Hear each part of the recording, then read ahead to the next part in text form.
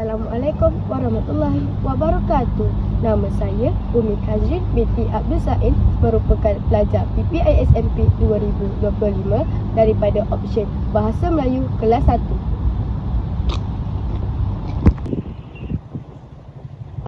Okey, tugasan ini di bawah bimbingan Dr. Siti Dahlia binti Abdullah bagi subjek Asas Tata Bahasa Bahasa Melayu BMMMB 1084 dan Puan Syuhada binti Mat Syarif bagi subjek Kemahiran Bahasa Melayu BMMB 1094. Okey, pada hari ini saya akan menerangkan tentang bab 4 dan bab 5 yang ada dalam buku Asas Tata Bahasa Bahasa Melayu, iaitu asas sistem ejaan dan kegramatisan aspek tata bahasa. Mari saya jelaskan dengan lebih lanjut. Terlebih dahulu saya akan menerangkan tentang bab 4 iaitu asas sistem ejaan. Sistem ejaan bahasa Melayu mempunyai tradisi dan sejarah tersendiri serta telah mengalami pelbagai perubahan daripada ejaan Jawi kepada ejaan Rumi. Secara umumnya, sejarah perkembangan ejaan bahasa Melayu boleh terbahagi kepada dua tahap, iaitu tahap sebelum kemerdekaan dan tahap selepas kemerdekaan. Seterusnya, saya akan menerangkan tentang ciri-ciri utama sistem ejaan Rumi 1972. Yang pertama adalah jenis-jenis penggunaan abjad bahasa Melayu. Yang pertama, abjad. Dalam ejaan bahasa Melayu, terdapat 26 abjad, iaitu A, B, C, D, E, F, G, H, I, J, K, L, M, N, O, P, Q, R, S, T, U, V, W, X, Y dan Z. Yang kedua adalah huruf vokal. Dalam ejaan bahasa Melayu, terdapat 5 huruf vokal iaitu A, E, I, O dan U. Vokal E terdapat 2 bunyi iaitu E pepet dan E taling. Yang ketiga adalah huruf konsonan. Dalam ejaan bahasa Melayu, terdapat 21 konsonan iaitu B, C, D, F, G, H, J, K, L, M, N, P, Q, R, S, T, V, W, X, Y dan Z. Seterusnya, vokal berganding. Deretan 2 huruf vokal yang membentuk suku kata yang berbeza. Rentetan 2 huruf vokal ini tidak berlaku hentian sebentar atau tidak berlaku geluncuran. Seterusnya, diftong. Dikenali sebagai vokal rangkap iaitu penghasilan 2 bunyi secara serentak kerana berlakunya geluncuran dalam satu suku kata. Seterusnya, digraf. Digraf merupakan 2 huruf konsonan yang berturut-turut yang mewakili atau melambangkan satu bunyi konsonan seperti sh dalam syarikat. Jenis yang ketujuh pula adalah deretan konsonan. Deretan konsonan dikenali sebagai gabungan konsonan iaitu 2 huruf konsonan yang hadir secara berurutan dalam satu perkataan tetapi berada dalam suku kata yang berlainan. Yang ke-8, gugusan konsonan. Gugusan konsonan dikenali sebagai gabungan 2 huruf konsonan dalam satu perkataan yang berada dalam suku kata yang sama. Yang ke-9 adalah suku kata. Suku kata merupakan pemenggalan kata berasaskan keberadaan huruf vokal. Huruf vokal ini dapat membentuk suku kata sama ada huruf vokal ini terletak di hadapan atau di belakang huruf konsonan atau tidak diikuti konsonan. Dan yang terakhir, persukuan. Persukuan ialah setiap kata mengandungi suku kata. Setiap suku kata lazimnya ditandai oleh satu vokal, V. Vokal tersebut dapat didahului atau diikuti oleh konsonan, K. Okey, ciri yang kedua pula adalah sistem keselarasan vokal. Sistem keselarasan vokal ini merupakan kesesuaian 2 huruf vokal yang membentuk 2 suku kata pada kata dasar, yakni pasangan antara 2 huruf vokal pada suku kata perakhir dengan huruf vokal pada suku kata akhir tertutup. Dalam sistem keselarasan vokal terdapat 2 jenis pola. Pola yang pertama adalah pola keselarasan vokal dan pola yang kedua pula adalah kekecualian pola keselarasan vokal. Mari saya terangkan dengan lebih lanjut. Jenis-jenis sistem keselarasan vokal. Yang pertama adalah pola keselarasan vokal, iaitu terdapat 18 pola keselarasan vokal yang ada dalam sistem ejaan Baharu Rumi Bahasa Melayu. Yang pertama A, yang kedua A, I, yang ketiga A, U, yang keempat I pepek dengan A, yang kelima I pepek dengan I, yang keenam I pepek dengan U, yang ketujuh I taling dengan A, yang ke-8 I taling dengan I taling, yang ke-9 I taling dengan O, yang ke-10 I A, yang ke-11 I, yang ke-12 I U, yang ke-13 O A, yang ke-14 O dengan I taling, yang ke-15 O, yang ke-16 U A, yang ke-17 U I, yang ke-18 U. Yang kedua adalah kekecualian pola keselarasan vokal. Kekecualian pola keselarasan vokal ialah ejaan kata bahasa Melayu yang tidak mematuhi pola keselarasan vokal yang terdiri daripada 18 pola keselarasan vokal. Terdapat 16 pola kekecualian keselarasan vokal dalam sistem ejaan Baharu Rumi Bahasa Melayu yang lazimnya digunakan untuk kata pinjaman daripada bahasa Inggeris dan bahasa Nusantara. Ciri yang ketiga adalah penulisan huruf bahasa Melayu. Yang pertama, huruf besar. Bagi huruf pertama kata di awal ayat yang lengkap. Sebagai contoh, beliau ialah guru saya. Beliau itu bermula dengan huruf B besar. Kedua, sebagai huruf pertama nama orang. Sebagai contoh, Umi Kazrin binti Abdul Zain. Seterusnya, huruf condong, iaitu untuk menulis nama buku, majalah, dokumen rasmi, lagu, filem dan surat khabar yang dikutip dalam karangan. Sebagai contoh, Tata Bahasa Dewan. Ciri yang keempat pula adalah penulisan kata bahasa Melayu.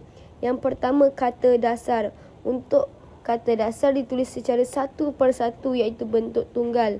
Sebagai contoh, mereka yakin akan gadis itu. Yang kedua, kata terbitan. Untuk imbuhan awalan, akhiran dan apitan termasuklah imbuhan asing ditulis secara serangkai atau bercantum dengan kata dasar.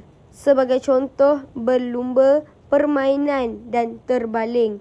Yang ketiga, kata ganda, iaitu untuk bentuk kata ganda ditulis secara lengkap dengan tanda sempang. Contohnya, rama-rama. Yang keempat, kata majmuk. Untuk gabungan kata istilah khusus dan bahagian umum ditulis terpisah. Seterusnya, bentuk terikat lain, iaitu kata sandang. Si dan sang ditulis terpisah daripada kata yang mengikutinya. Contohnya, sang belang. Seterusnya, kata sendi nama, iaitu kata depan, iaitu kata sendi nama seperti ke, dari, ditulis terpisah daripada kata yang mengikutinya, kecuali dalam gabungan kata yang dianggap lazim sebagai satu kata seperti kepada, daripada, semenjak dan selain. Contohnya, Cikgu Amira. Seterusnya, angka dan lambang bilangan. Yang pertama, angka bagi menyatakan nombor atau lambang bilangan seperti angka Arab dan angka Roman. Contohnya 0, 1, 2, 3. Yang kedua, lambang bilangan untuk bilangan utuh. Contohnya 15. Ciri yang kelima adalah penulisan ejaan kata pinjaman. Sesuatu kata daripada pelbagai bahasa, misalnya bahasa Inggeris, Arab, Jawa, Belanda, Portugis, Cina dan bahasa lain hendak diserat dalam bahasa Melayu, beberapa pedoman atau kaedah perlu dipatuhi. Terdapat dua situasi unsur asing, iaitu kata pinjaman dapat diserap dalam bahasa Melayu melalui penyerapan sepenuhnya dari segi sebutan dan tulisan yang dikekalkan seperti bahasa asal, atau penyerapan dalam bentuk visual diutamakan.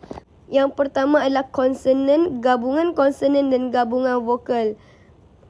Berdasarkan gambar di atas, berikut merupakan contoh-contoh konsonan, gabungan konsonan dan gabungan vokal. Yang kedua adalah akhiran asing. Berdasarkan gambar di atas, berikut merupakan contoh-contoh akhiran asing. Ciri yang terakhir adalah penggunaan tanda baca. Terdapat beberapa jenis tanda baca yang ada pada penggunaan tanda baca. Tanda baca yang pertama adalah tanda noktah atau titik pada akhir ayat yang bukan pertanyaan atau seruan. Contohnya, saya suka makan ayam goreng, titik. Yang kedua adalah tanda koma antara unsur-unsur dalam suatu pemerincian atau pembilangan. Contohnya, Sarah membeli pemadam, buku tulis, pembaris dan gunting. Yang ketiga adalah tanda koma bertitik untuk memisahkan bahagian-bahagian ayat yang sejenis dan setara. Contohnya, matahari telah terbenam, koma bertitik, ayam pulang ke reban.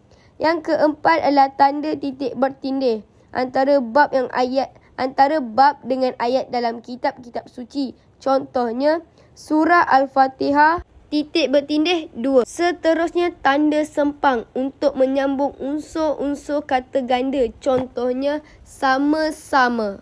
Tanda baca yang ketujuh pula adalah tanda pisah, iaitu antara dua bilangan atau tarikh yang bermaksud sampai dengan atau di antara dua nama kota yang bermaksud ke sampai. Contohnya 1950 hingga ke 1960. Seterusnya tanda elipsis untuk dipakai dalam ayat yang terputus-putus. Contohnya, sekarang titik 3, ayolah kita memajukan negeri ini bersama-sama. Seterusnya tanda tanya pada akhir ayat tanya. Contohnya, berapakah harga sehelai baju ini, koma. Seterusnya adalah tanda seru. Sesudah ungkapan atau pernyataan yang berupa seruan, perintah atau yang mengungkapkan kebenaran, ketidakpercayaan atau rasa emosi yang kuat. Contohnya, wah, cantiknya baju kamu. Seterusnya, tanda kurung untuk mengapit tambahan keterangan atau penjelasan. Contohnya, PPISMP, kurungan program persediaan ijazah sarjana muda, tutup kurungan. Seterusnya, tanda siku untuk mengapit keterangan dalam ayat penjelas yang sudah bertanda kurung. Contohnya, kurungan Kota Baru, tanda siku yang disebut juga Serambi Makkah, tutup tanda siku, masih gah pada hari ini, tutup kurungan. Seterusnya, tanda petik untuk mengikat tanda baca yang mengakhiri petikan langsung. Contohnya, kata Salmi, saya sudah minum ubat itu. Seterusnya, tanda petik tunggal dalam ungkapan atau ayat yang sudah diapit tanda petik. Contohnya, tanya Fahri, engkau terdengar bunyi aum tadi? Seterusnya, tanda ulang untuk dalam tulisan cepat dan nota bagi menyatakan bentuk gandaan. Contohnya, rajin-rajin. Seterusnya, tanda garis miring dalam penomboran kod surat. Contohnya, ruj titik bertindih KPM. Tanda garis miring 03, tanda garis miring 02 kurungan 01. Dan yang terakhir adalah tanda penyingkat untuk menunjukkan penghilangan bahagian kata. Contohnya, pesanan ibu kan ku ingati. Penyingkat kan sama dengan akan. Kesalahan yang pertama saya jumpa adalah ini. Kesalahan yang terdapat pada papan tanda ini adalah perkataan warung yang dieja WAROENG. Tetapi perkataan warung sepatutnya dieja WARUNG. Dalam sistem ejaan bahasa Melayu yang digunakan pada hari ini, iaitu ejaan Rumi 1972, huruf OI sudah tidak digunakan untuk melambangkan bunyi U. Manakala dalam aspek morfologi, perkataan warung ialah kata nama am yang membawa maksud kedai kecil, tempat menjual makanan atau minuman. Bentuk warung tidak wujud dalam daftar kata bahasa Melayu rasmi, iaitu Kamus Dewan. Seterusnya, dari aspek fonologi, iaitu dari segi sebutan, kedua-duanya disebut dengan bunyi warung, namun ejaan WAROENG menimbulkan kekeliruan fonologi kerana huruf OE bukan lagi lambang fonem U dalam sistem ejaan semasa.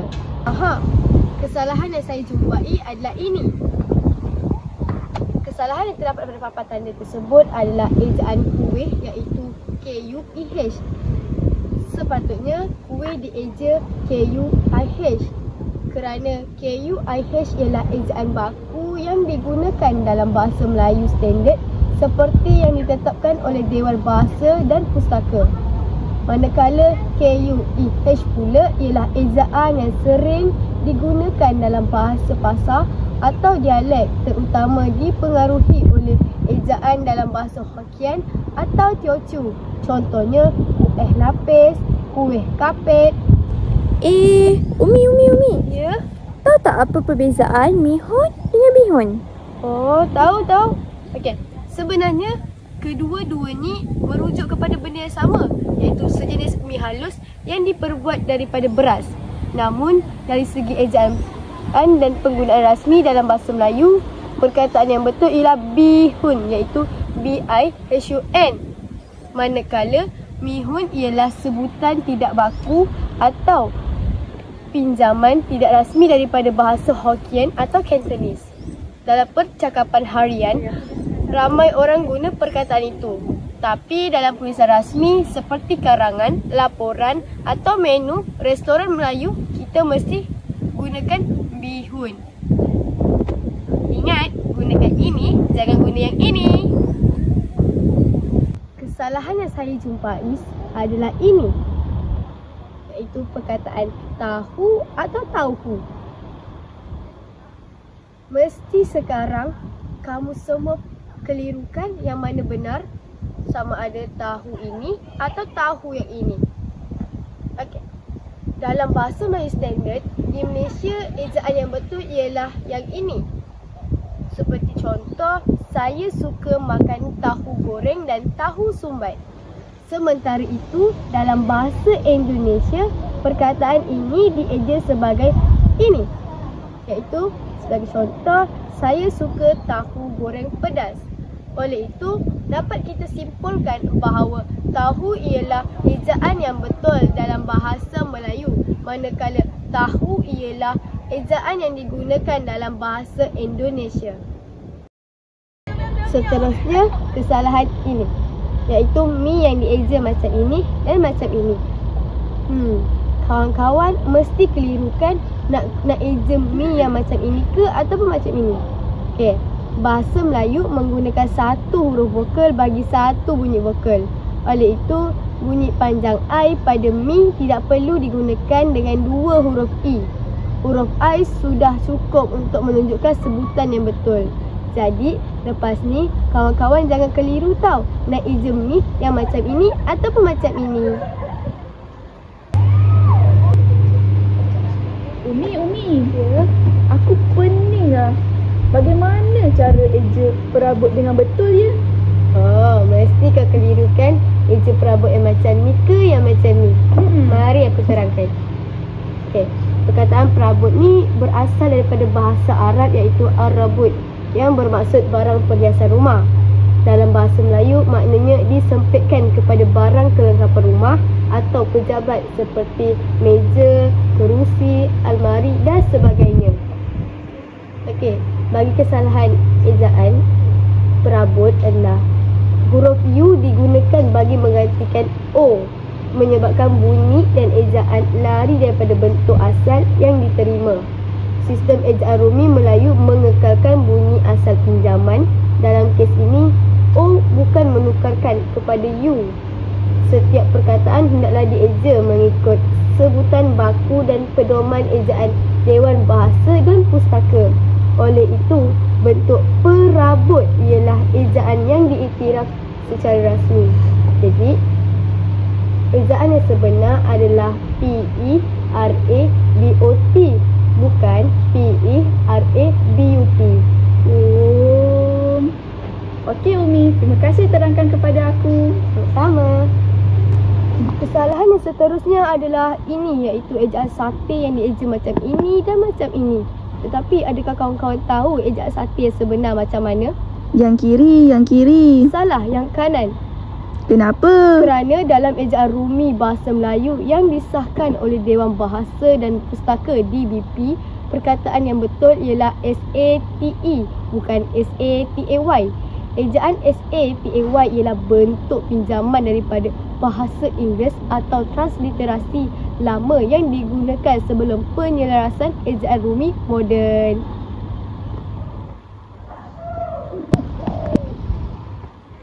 Ada lagi kesalahan sebenarnya. Ini ejaan tasik yang dieja TASEK. Sebenarnya ejaan yang betul ialah TASIK, bukan TASEK. Ejaan TASEK digunakan dalam sistem ejaan lama, iaitu ejaan Za'bah sebelum penyelarasan ejaan Rumi baharu pada tahun 1972. Perubahan ini dibuat bagi menyeragamkan ejaan dengan sebutan dan sistem fonologi bahasa Melayu moden.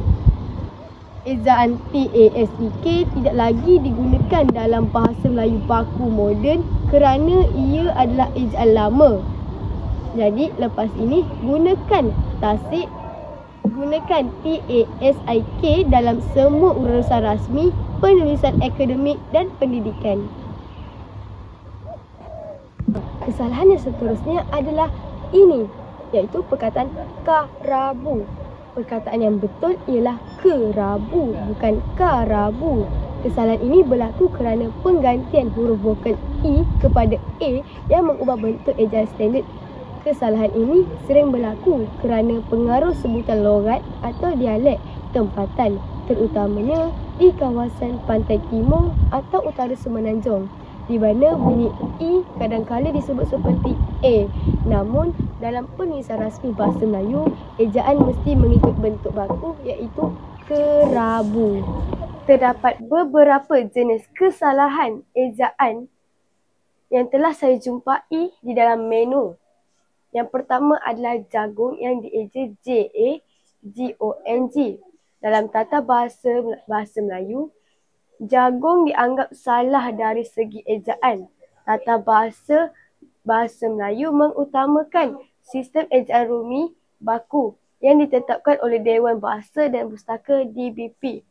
Mengikut sistem ini, setiap perkataan mesti menggunakan huruf yang sesuai dengan bunyi sebutan Melayu dan menepati pola ejaan Rumi yang baku. Perkataan jagung tergolong dalam kata nama am kerana merujuk kepada sejenis tumbuhan bijirin yang menghasilkan tongkol dan biji. Kesalahan jagung berlaku kerana huruf O tidak sesuai dengan pola bunyi dalam sistem ejaan baku bahasa Melayu. Huruf U lebih tepat kerana melambangkan bunyi sebenar sebutan un pada ujung kata tersebut. Kesalahan yang seterusnya adalah perkataan kuih tiaw yang dieja KUEYTIOW. Dalam aspek tata bahasa, khususnya sistem ejaan Rumi Bahasa Melayu, ejaan KUEYTIOW dianggap salah eja dan ejaan yang betul ialah KUETIAU. Tata Bahasa Melayu menetapkan bahawa setiap perkataan mestilah mengikut peraturan ejaan Rumi yang baku dan menggunakan padanan bunyi huruf yang sesuai dengan sebutan Melayu. Dalam hal ini, perkataan kuih tiaw tidak mematuhi sistem tersebut kerana mengandungi gabungan huruf Y dan OW yang tidak menepati pola ejaan bahasa Melayu. Bentuk ejaan itu lebih menyerupai sistem ejaan bahasa Inggeris atau Cina romanisasi, bukan sistem ejaan Rumi Melayu. Perkataan kuih tiaw telah diserap daripada bahasa Hokkien dan disesuaikan mengikut peraturan tata bahasa Melayu. Oleh itu, dalam bahasa Melayu, sistem ejaan mesti menyesuaikan perkataan pinjaman agar selaras dengan bunyi dan pola tulisan Melayu. Sistem ejaan kuih tiaw tidak mengikut pola huruf Rumi Melayu. Penyesuaian pinjaman perkataan ini berasal daripada bahasa Hokkien dan perlu disesuaikan menjadi kuih tiaw. Morfologi perkataan tunggal, jenis kata nama konkret, Sintaksis digunakan sebagai objek dalam ayat. Contoh, makan kuih-tiaw. Terdapat dua kesalahan tata bahasa yang ada pada gambar ini, iaitu pada perkataan letakkan dan di kawasan. Penggunaan imbuhan kan pada kata kerja letak tidak sesuai dalam konteks ini. Imbuhan kan digunakan apabila kata kerja transitif memerlukan objek penerima tindakan secara langsung. Contohnya, letakkan buku itu di atas meja. Di sini, buku ialah objek yang diletakkan. Namun dalam ayat, jangan letakkan mana-mana sampah di kawasan kedai. Struktur ayat sudah mempunyai unsur tempat di kawasan kedai, bukan penerima tindakan secara langsung. Maka bentuk yang lebih tepat ialah kata kerja dasar tanpa imbuhan, iaitu letak. Yang betul adalah jangan letak mana-mana sampah di kawasan kedai. Huruf besar digunakan pada perkataan kawasan selepas kata sendi di. Dalam tata bahasa Melayu, kata sendi di diikuti oleh kata nama tidak perlu huruf besar, kecuali jika ia nama khas. Contohnya di Kuala Lumpur. Perkataan kawasan ialah kata nama am, jadi huruf awalnya perlu huruf kecil seperti contoh di kawasan kedai. Tengok perkataan ini, iaitu perkataan stesen yang dieja dengan salah. Perkataan stesen ialah salah ejaan dalam sistem tata bahasa dan ejaan rumi baku bahasa Melayu. Dalam Kamus Dewan Bahasa dan Pustaka DBP, ejaan yang betul ialah stesen. Kesalahan stesen berlaku kerana tidak menepati pola ejaan pinjaman bahasa Inggeris yang telah disesuaikan dengan sistem tata bahasa Melayu. Perkataan ini berasal daripada bahasa Inggeris, iaitu station.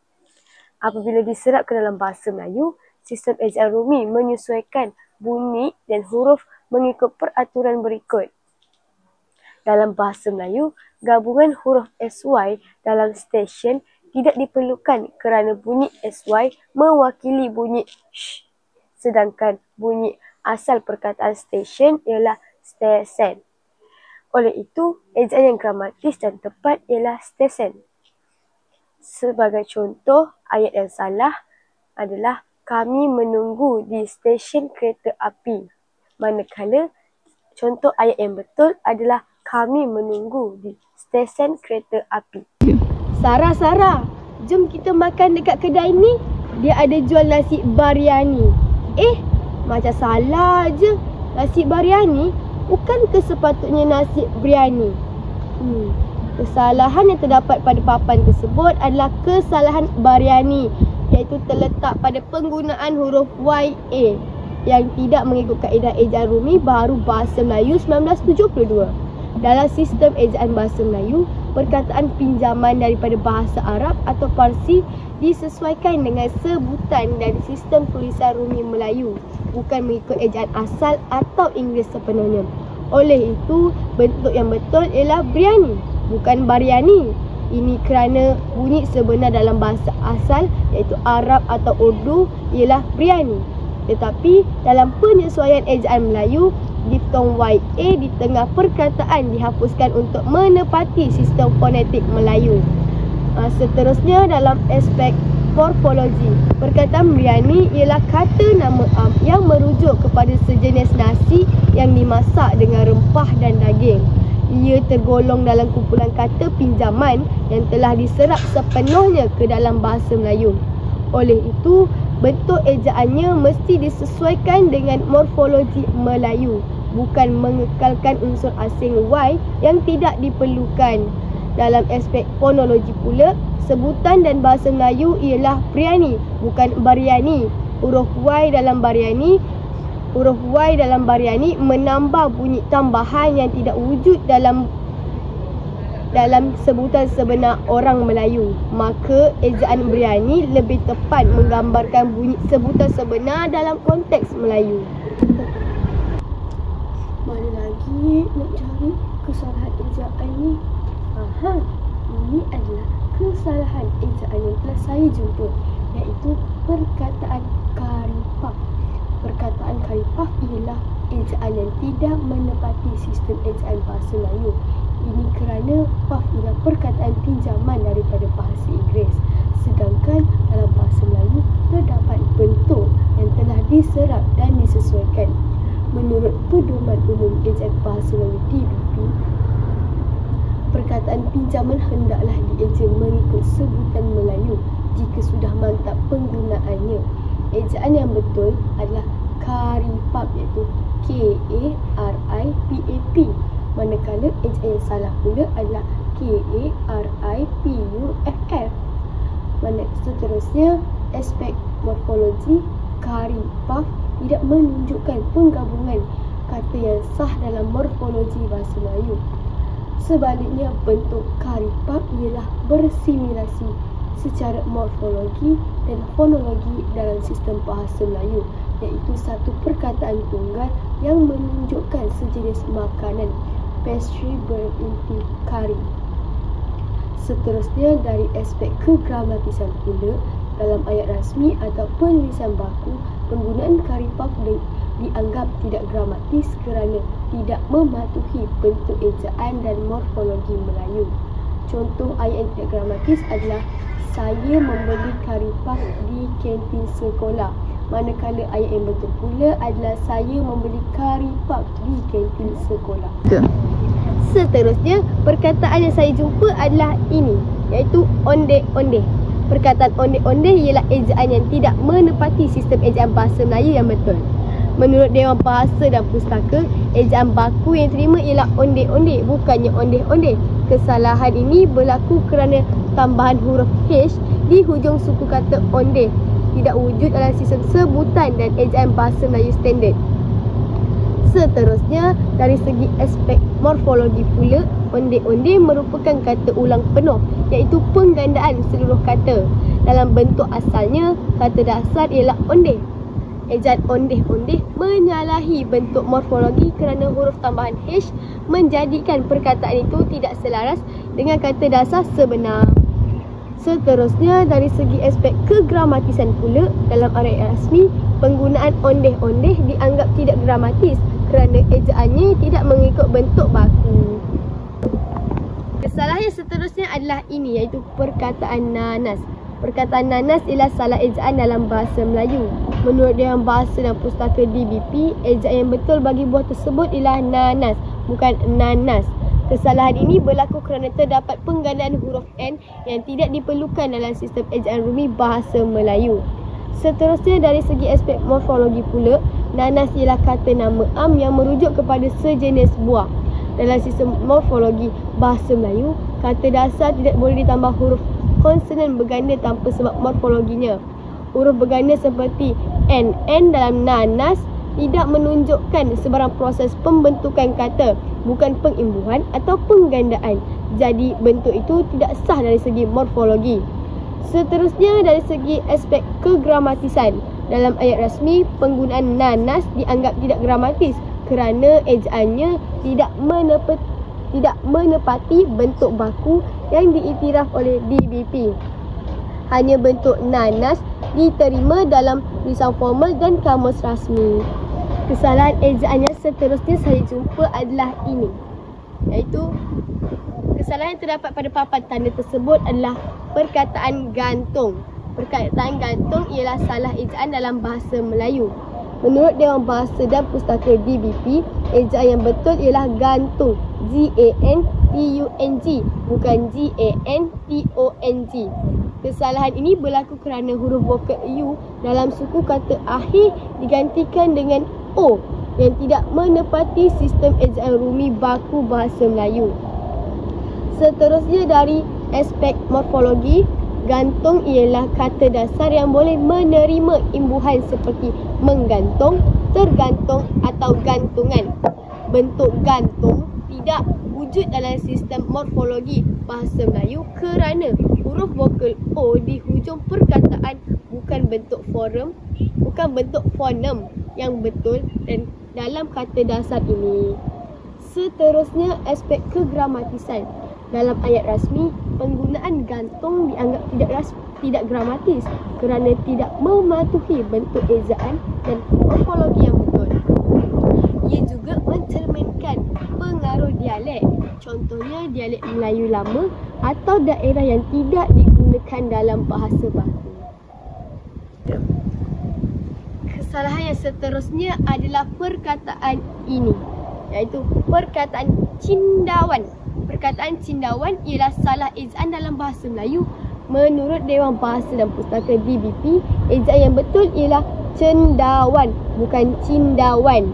Kesalahan ini berlaku kerana pertukaran huruf I kepada I dalam suku kata pertama yang mengubah sebutan dan tidak menepati sistem ejaan baku.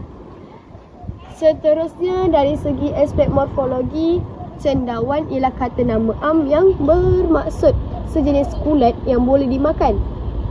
Dalam morfologi bahasa Melayu, bentuk cindawan tidak sah kerana tiada asas